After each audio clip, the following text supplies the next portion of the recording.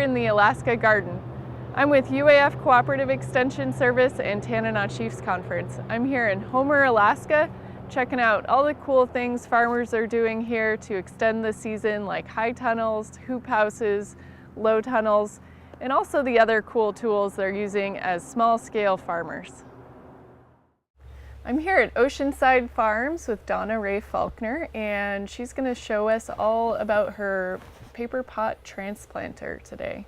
Donna Ray, can you tell us how the Paperpot transplanter works? Sure. We're market gardeners down here in Homer, and we want to do quick succession planting and get seeds germinated and out into the high tunnels or out into the field really quickly.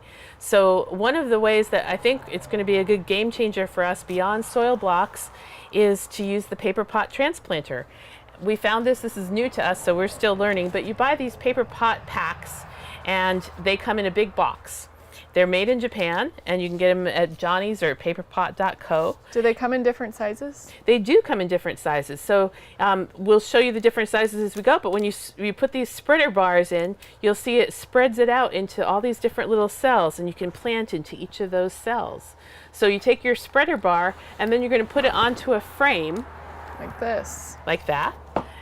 And so that frame creates that 264 little cells. And now they're all ready to go onto a tray. You flip it over. And what kind of trays are these? These are planting trays. You can use them for microgreens or other materials.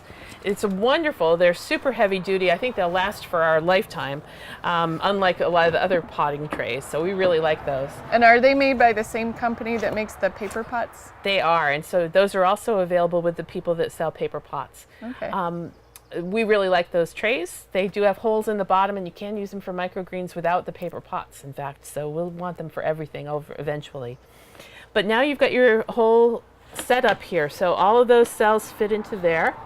You're going to then put your soil into those cells. So you would just sprinkle your soil. It might be sterilized soil mix, might have a little amendments in it. We grow using organic methods and use compost in our seed start even. So if there's big chunks, I take those out. And then you dibble those little holes to kind of press that soil into those cells. So I can go along and do that pretty quick if we were doing this whole tray right now. Another method that we've done is we've used and created a dibbler. They do sell these dibblers with the paper pots, but they're very expensive. So Don, my husband, made these wonderful ones out of roofing screws. And so he measured where each of those cells would be, and then you can simply take this whole piece really of wood handy. And press it down into the cells, and it creates those dibbles for you. That's nice. It's really nice.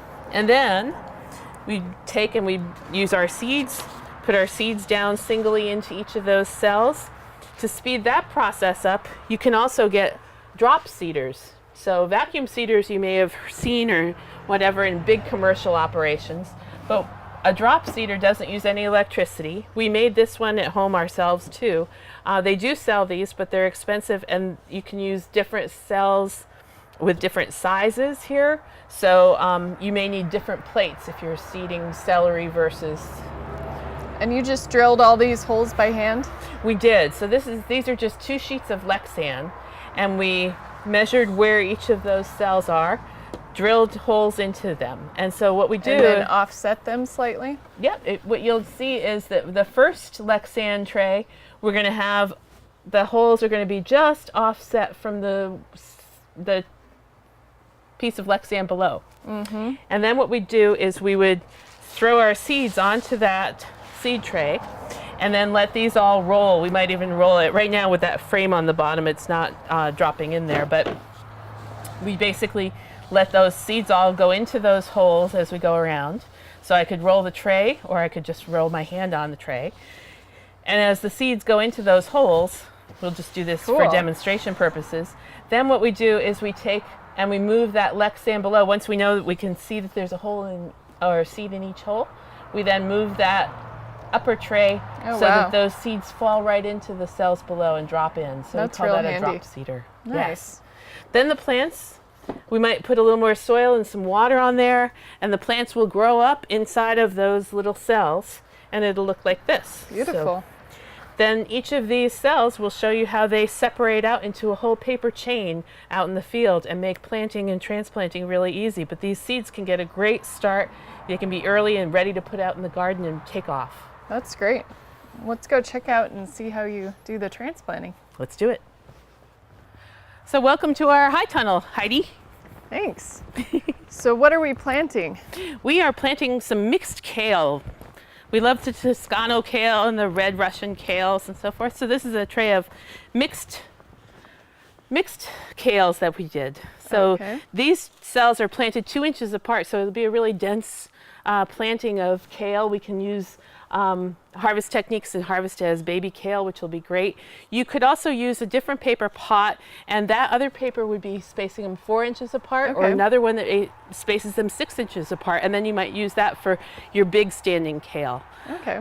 You take this little spatula kind of thing that comes with the Paperpot transplanter, and you push it underneath the cells of the tray so that that'll make sort of a little slide for our plants to come out on. Oh, nice. And this is our Paperpot transplanter. This one came from TerraTech.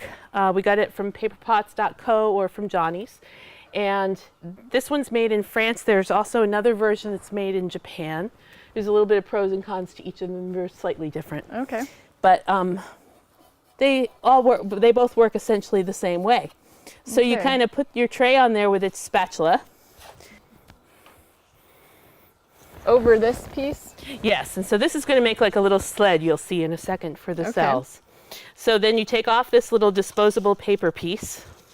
Just the end piece? Just the end piece of white paper. Okay. And you can set that aside.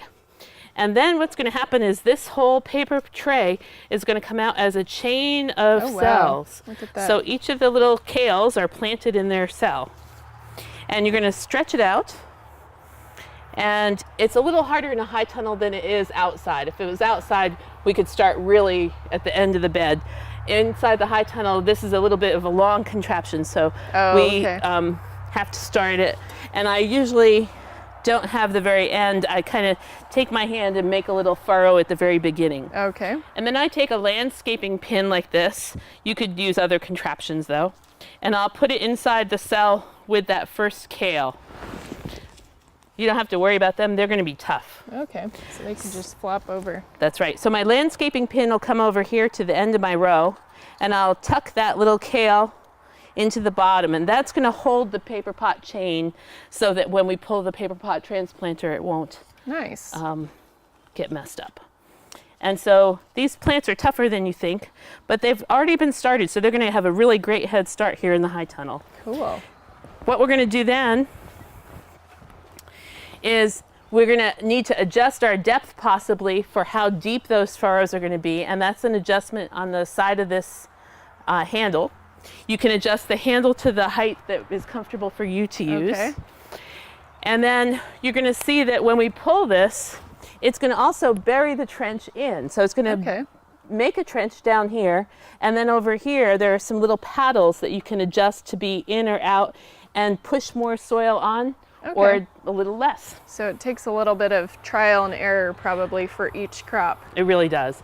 And so we're still definitely in a big learning curve, but we're super happy with how it's working. So all you do is you pull it. This contraption is a total of 40 pounds in weight.